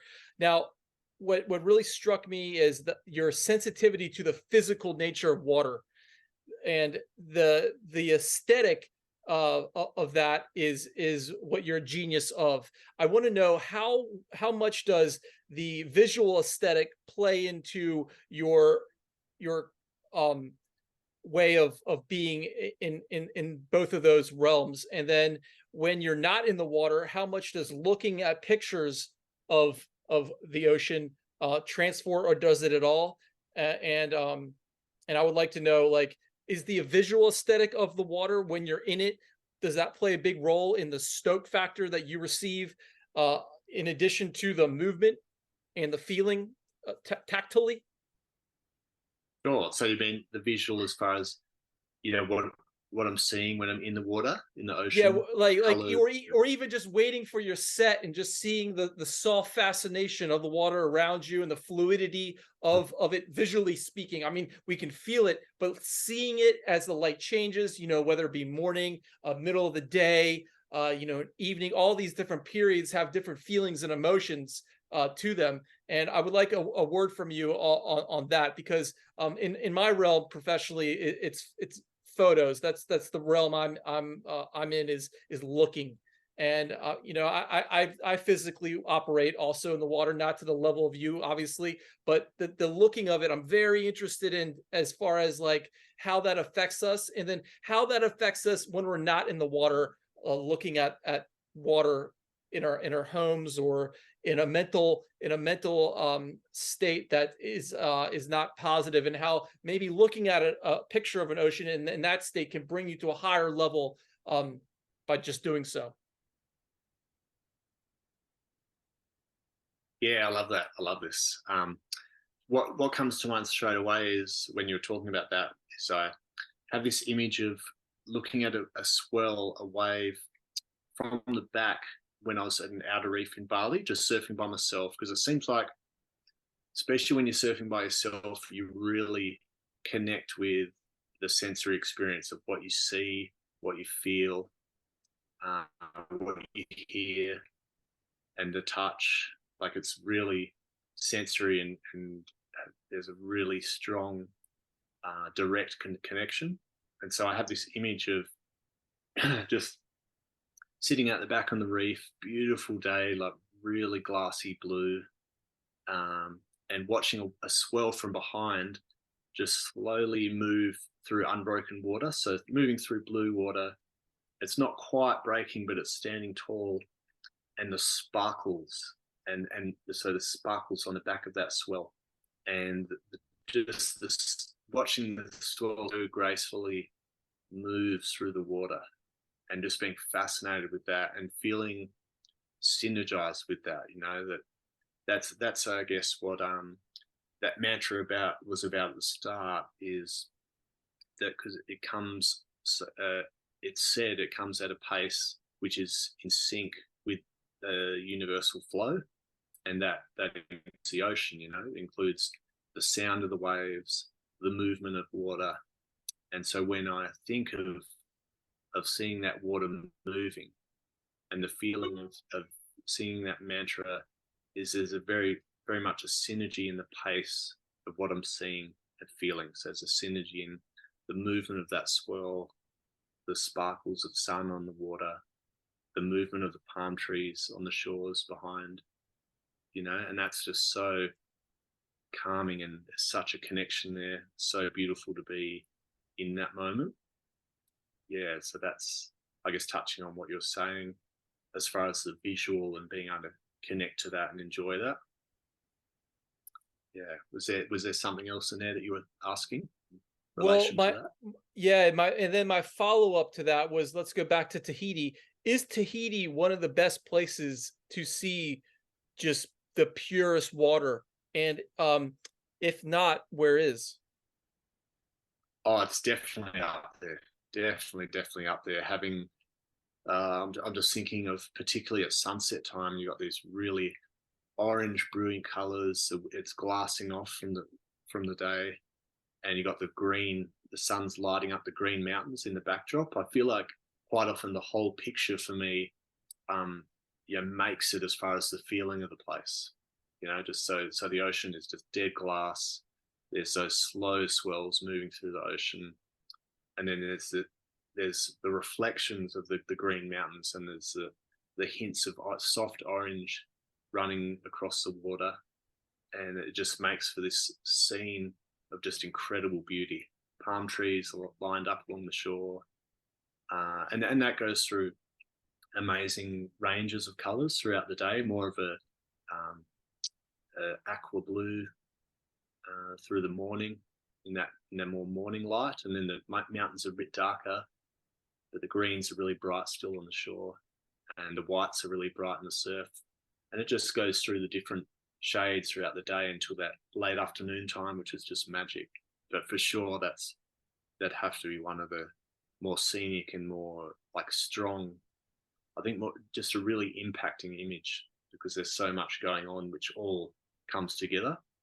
Yeah, I find Byron Bay to me really has a strong feel, as far as it has the bay itself. The way it's situated is the sun rises perfectly in the east at the right hand point of the bay there, and then it moves around the entire bay, which there's mountains in the background to the north, and a beautiful big bay, blue water, island off the coast. So the sun rises in the east over the most eastern point, which is the most eastern point of Australia, and then it moves around to the north, all the way around to the west, which then sets over the mountain, and the bay receives the sun, and this beautiful white sand beach. It's under the sunlight for the whole day, and has these like really cool volcanic rocks on the beach and along the points that receive the light, and so it just gives the place a really strong buzz, because it's so well aligned with the sun and with those strong, really kind of raw, big nature features all around it, in every direction of the compass. And that to me stands out as one of the more like impacting natural scenery places that I've been. Also Hawaii is incredible too. Mountains, big swells, white sand beaches. Yeah. What's your favorite spot in Hawaii? Let's see. I think I find the North Shore pretty hard to beat. I mean, especially if you take away the human element, of just the nature of the place, how the waves, the big heavy waves, break close to the shore. It's quite a bit of a juxtaposition, I suppose, of a contrast of these incredibly big, dangerous waves coming so close to the shore and smashing into the lava reefs below. When you're watching that, just looking out the ocean, it's just such an incredible thing to see. These big, scary lines smashing, making these loud noises. And then if you were to turn around from that, you just see these beautiful palm trees, really lush green valleys, and then rising up to really scenic, beautiful mountaintops. And there's rivers there, the Waimea River is just incredible, that valley. And yeah, it just makes this mix of this contrast of such a beautiful, peaceful, and really like a part of nature that just really gives you a feeling of love. And then you look around just to the ocean, which just is incredibly powerful, dangerous, intimidating, hair raising. It's not, it'd have to be up there with the most powerful, gnarly waves of the world. And so that in itself just makes this incredible experience. Yeah. And I find the experience sitting on the beach, particularly at Pipe, is especially well, for me, my experience is being highly sensitive. I feel vibrations of things really strong. So for me to sit on the beach at Big Pipe, where the waves slam into the reef, and I'm feeling in my body, not just in the noise of the, but in my body, I'm feeling like a mini earthquake in the sand, and that gets the adrenaline going, just feeling it. So for me, sitting at Pipe, I can't really sit on the beach all morning or all day because I'm getting too amped up. There's too much adrenaline going. So it's like if I'm there, I've got to be getting in the water, or I've got to be getting out of there to find some peace, because it's too draining on my energy, because it's just incredibly powerful. And there's so much energy, not just in the ocean, but transforming and transferring into the land, into the shoreline. And the scene at Pipe is so heavy amongst all peoples. Everyone is out there to just prove something to themselves or to someone else, between the photographers, the surfers, and the bodyboarders. How was that for you as a sensitive person and a competitive person, putting yourself in that mix? You're there for the Pipe itself, but there's all this other stuff happening around. What was that like for you? Yeah, very, very true. The interesting thing there is that I was trying to sort of remove the human element and just focus on what you see in the ocean, what you see on land. And then, just like you're saying, that the human element is just as sort of fascinating, interesting, gnarly, intimidating. So for me, like you mentioned, as a sensitive person, and just feeling so much, not just in nature, but also in the human realm. Going out into the crowded lineups like a Pipe, where it's people are just shoulder to shoulder, 100 people out. It's very strong. I guess you'd say sort of macho element out there, as far as pecking order, as far as having to call hard to catch a wave, having to sort of jostle and hassle a bit to get to the inside position. That was really intense for me, and I really didn't really like it, particularly when the wave is so heavy and hard to position and hard to make without even considering other people. It's the sort of, I think it's a wave for me that is hardest to position and take off on, because it's moving so fast and jacking so fast that if you turn your back on it and paddle just for a couple of seconds, that's going to be the difference of the wave picking up and just throwing you into a free fall or throwing you in a lip. So your accuracy and vigilance of watching the wave and moving left or right or outside or inside as the wave's approaching you, even within a few meters, is so critical. And then if you've got to take your eyes off the wave and be looking at other people on the inside, on the outside, and you're turning your senses away from the wave. So you've got to be listening, looking, even perhaps feeling if there's someone behind you. Like it's so gnarly and intense that it's no wonder that people take off in the wrong position out there, get injured, that drop-ins happen, because you've got to be so focused in the takeoff to start with that all this crazy stuff happens. So for me, it was always just a nervy experience. It wasn't that enjoyable. I loved surfing the wave. I loved it most when it was kind of big and a bit messy and there was space in the lineup. yeah, that was when I really felt I thrived out there, and got my best waves and had the best time.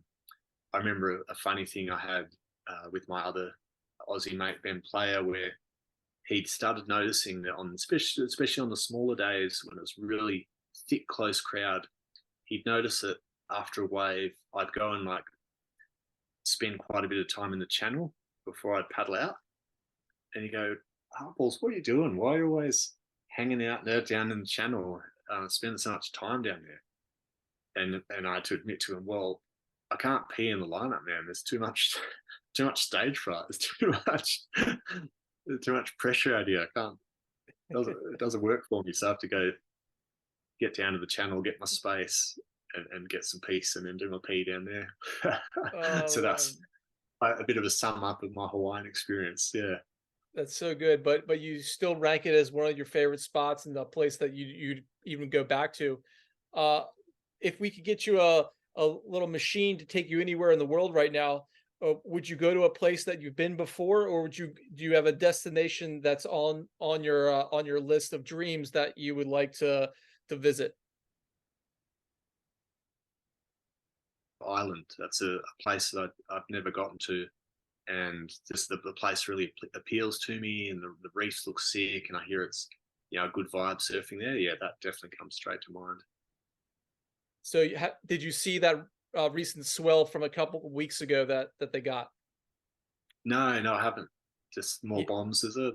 Yeah, well, again, the guys introduced me to you, um, the Salmon brothers, Keen was over there, and I found out about him because he shot a photo of one of our local heroes here, Mason Barnes, in the most gnarly wave I've ever seen in Ireland, and it was just incredible. So that I'll send it to you after this podcast. You can check it out and put it on your vision board. But just a Yeah. few more questions here. You're a coach now. What are the first principles you deliver to your students regarding just being in the ocean and having a good time? What's the key point? Yeah, so that's a great question. So the main coaching I do these days is a week-long camp in Bali at the business we have there, Bali Bodyboarding.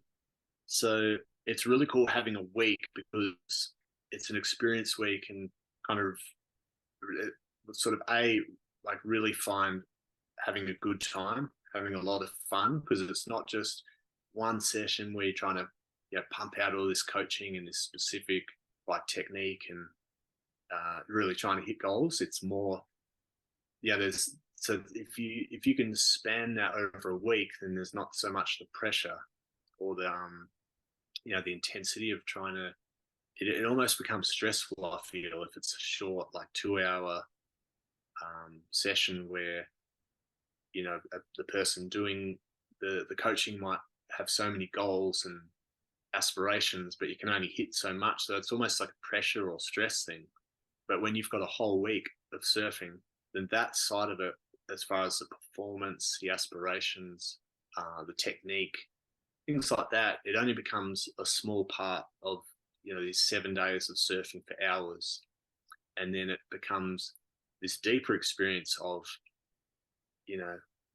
how much of a good time can we have. Check out this scenery of where we are. You get to slow things down. You come out of the sort of first day rush of, oh yeah, we're surfing, we're doing the hardy camp in Bali.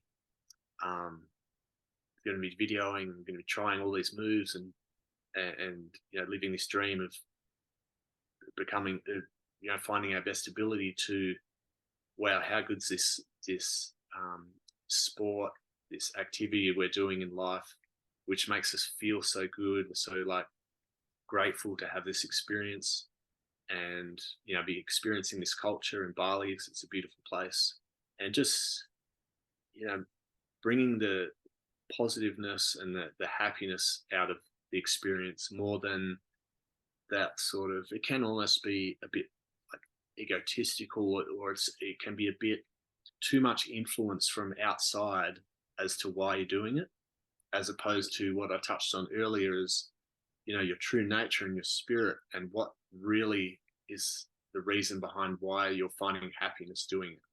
So it's not so much because you can get a wave on Instagram and show people how much you're ripping, or to show yourself how good you are by improving or progressing. It's getting beneath those layers to the more simple layer of, well, how good does it feel getting into the water each day at sunrise, and the feeling of jumping on the board and paddling out with your mates, and the feeling of just actually riding the wave at these fun breaks, and getting the speed up and getting a barrel, and just taking it below, well, how good's my style in the barrel, how clean was that maneuver.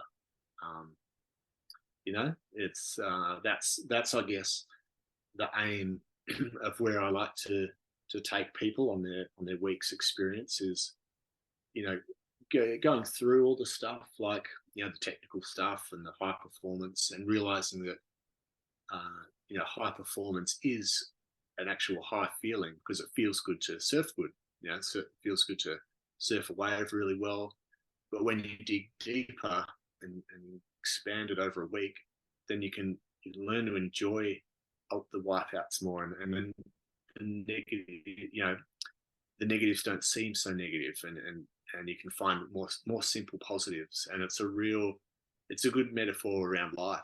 I find, like, again, that transferring the experience in the ocean to land, where once you slow things down a little and become quite easily pleased by things, then you can find more enjoyment in life, and have a more positive experience, sort of on a simple level from day to day, and go from there.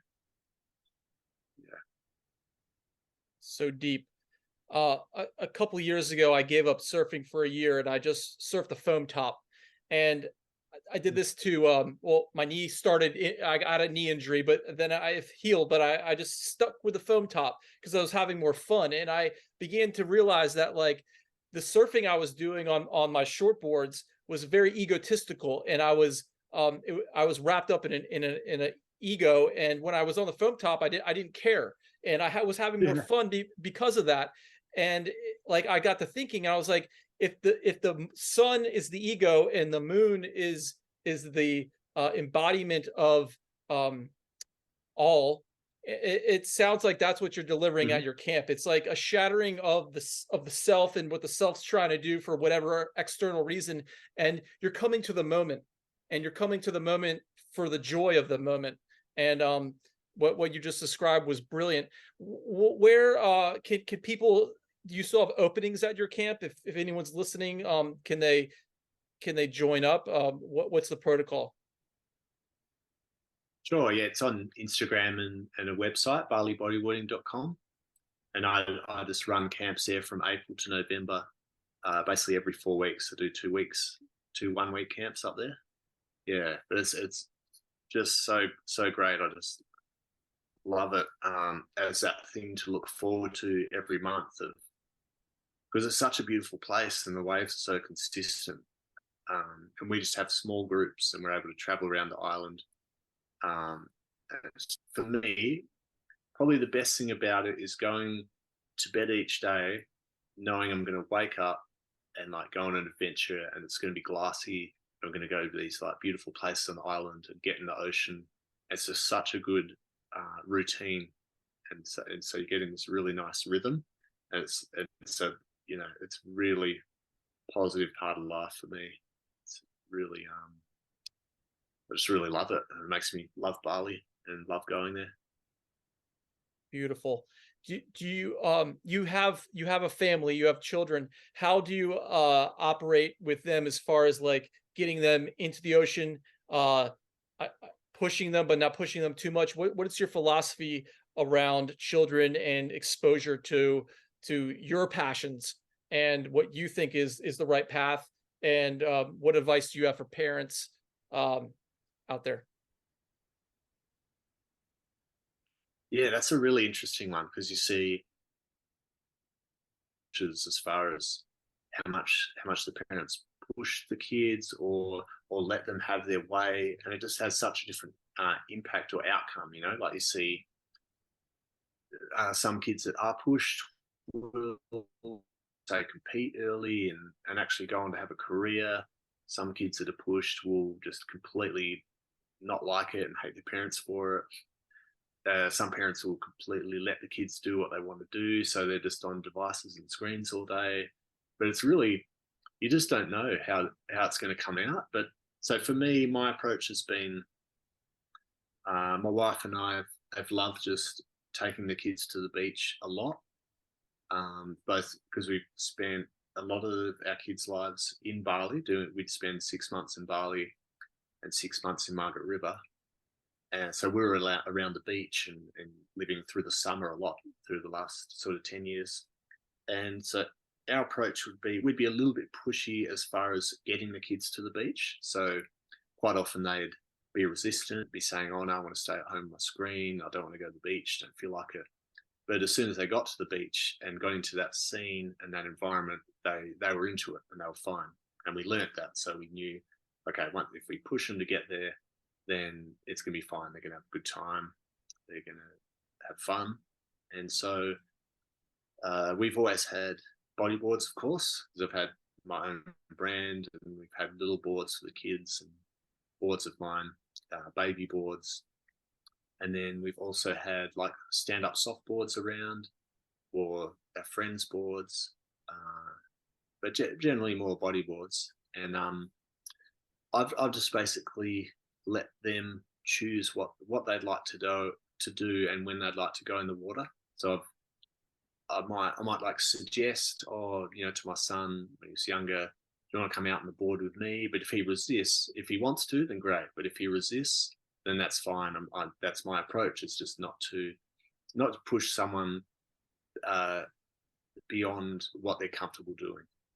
Yeah. So it's really, so for the kids, it's been really their choice how far they want to take it as far as their surfing lives. And that's really been it. And it's felt very natural, and it's been quite relaxed like that.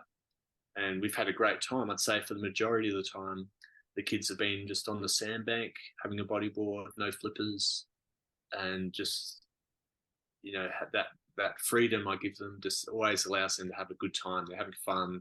They're not getting upset, getting pushed too much. They're not getting wiped out beyond their capability. If they don't want to go out further, that's fine. I just stay with them. And then, so just recently, my eldest son, at age 12, he's just decided by himself that he wants to bodyboard. He wants to come out with me. He wants me to teach him all the tricks.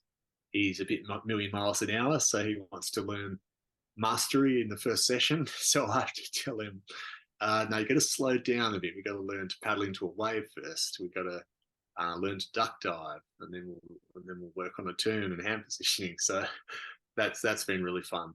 I've loved it that he's chosen it of his own accord, that he has made the decision himself that he wants to dive into it.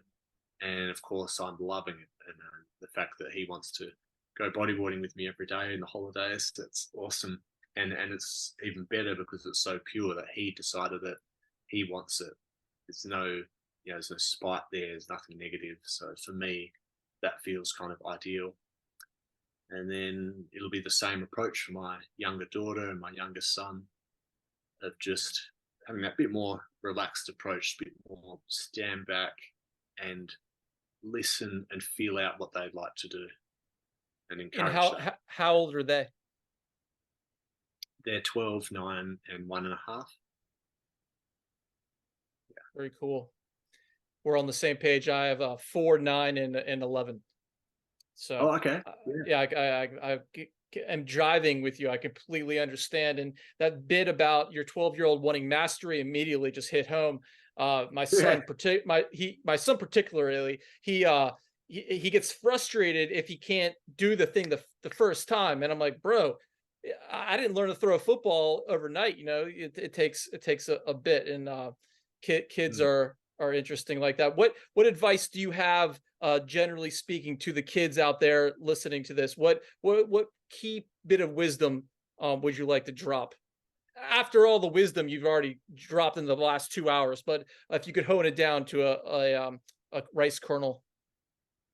Yeah, sure. Well, kids are so interesting because they're so, you know, they're moving so fast, as you know, and they want to do everything right now, and they want to progress this, and they want to become that, and so they're so aspiration driven, and they're so, you know, performance driven. It's almost impossible to stop the pure things about what they're doing. So yeah, for me, it seems really important to kind of work with that. So yeah, I think for me, in when you ask that question, it's how much can you pay attention to the kids' needs, having empathy towards how they feel about things and what's going to fulfill their needs and make them happy in a way that's not going to then lead to disappointment. That's going to be something that can be sustained and allow them to move forward in a way that's encouraging and not going to lead to something negative. Brilliant advice. And my last question for you, Ryan, what is the meaning of life from your perspective at this point in your existence? Live it up. That's what comes to mind. Yeah, I mean, that to me feels like that's something that's always come to mind for me as far as enjoying life. Like, yeah, obviously things get hard and there's negative experiences. It's unavoidable. So yeah, a huge thing through my mental health experience, and you know, the label bipolar and the emotional experiences of extreme downs and extreme ups. I think a relative thing to talk about on this point, this finish, is, you know, in life, everyone's going to have that. Everyone's going to have negative experiences, positive experiences, negative emotions, positive emotions, at whatever level or extremity or depth. And for me, from my life experience with that, being now at 44, with where the importance of managing the lows, you know, being able to bounce back to at least to neutral, to calm, or to have faith that that's going to come back to calm or positive. And then I think the fun part, then the live it up part for me, is okay. So that part's managed. That part's, I've had experience in that part. I can do that. Okay, so now it's going to go to positive, and I'm going to fucking send it just to get to strong there. You know, I've just learned that shit. I've been through this hard time. You know, if you're going to go through that shit and you're going to be so down and just struggling so much in yourself, that when you have that opportunity to actually feel good, and it's particularly when it's natural, you know, not talking about, you know, drugs or doing these artificial things or ego, but to actually experience things like surfing. Or for me, I love music, I love dancing, I love getting to nature. You know, I have really high moments just being in nature at times. And for me to feel that emotion coming up, of enjoying that moment, enjoying that experience, to just like open the gates and just let that fill my body, let the emotions just erupt as my spirit coming out, you know, in physical movements, in voice, in screams, in tears, whatever it wants to be. That for me is living it up, is the emotional expression. And I think surfing, bodyboarding, whatever experience you're having in the ocean, to be able to find and allow your spirit to come through in your physical expression is probably the best feeling there is in life for me. To be able to really ride the wave with that expression, with that feeling. And then, you know, if you've had a good ride, you're in a good moment, in a magical place, to just celebrate that in whatever way the real true nature of that feeling inside and in your spirit wants to express itself. That to me is living. That's the epitome of living it up. Ryan Hardy, you just sent this podcast to the moon, man. And I cannot thank you enough for just spilling it out, sharing your soul with us, because you've spoken to me on so many levels, and I know that you're going to speak, or you are speaking to whoever's listening here in the future on just multiple realms of existence. So I bow to you. I thank you for your time today, taking it away from your morning in your beautiful country. And before we go, what is a resource that people you could direct people to that are jiving with what you're speaking and what you're saying? What direction should they go? Sure. I just have messages on my Instagram, I guess, if anyone wants to reach out. But I feel like the main thing that's coming to mind is just go to the ocean, go and make it and deepen your connection there. And it's this sort of thing where everyone has a unique connection with the ocean and with the universe. When I say that, sing that mantra hum between me and the universe, and everyone has a unique vibration, a unique hum, and a unique voice with their experience in the world. And I really encourage people to tap into that at whatever medium, to find that connection and the joy that comes with that. I feel like that is the most pure opportunity and like communication and experience. And I really am motivated to sort of go further with that and deepen my experience with that, and spread my knowledge and mastery with that. Because as a coach, that's the opportunity, is to spread your knowledge and your experience for other people to be able to enjoy that experience as well, to be able to live it up in their own unique way, in the way that I'm able to live it up. So that's my encouragement, my advice for the day. Yeah, and clearly bodyboarding is just the scratch of the surface. There's so much more here. Guys, at Hardballs on Instagram, check him out. Crazy footage of him to this day doing gnarly maneuvers in the ocean, and it's something to see. Ryan, I can't thank you enough again for coming on, speaking From Water episode 32, and you're the dude. Respect. Yeah. No, it's just love talking about it, especially the any of that ocean stuff, and I know that my connection with the ocean, it seems just so much more emotional and stronger, deeper, more meaningful, more impactful than any other experience I have with nature. Like I love all aspects of nature. We have beautiful forests and bush here.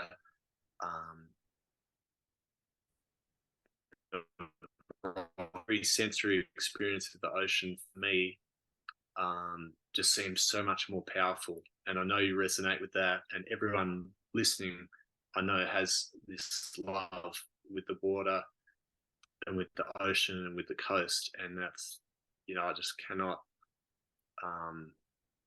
guarantee enough that your life is going to be enriched the longer and the deeper that you connect that.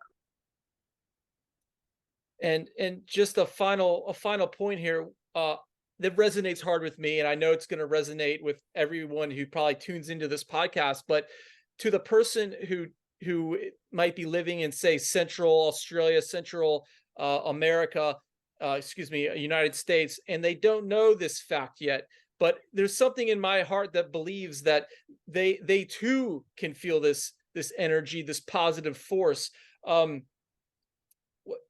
I guess, how do we deliver that to them? I guess we do that through this podcast. but then I guess the ultimate question is, why? Why does the ocean do this? And I think we know why, again, because of the power it is, and it's the same thing that's been there since before the dinosaurs, and it will be here after the humans are gone. And it's the only thing in this universe that we know of that has it, and that's the water. And on that note, this earth we have right here, that's all we have. And here you are on the other side of the planet from me, and we're speaking the same language, but even deeper, the same message. So on that note, I would like to again thank you so much.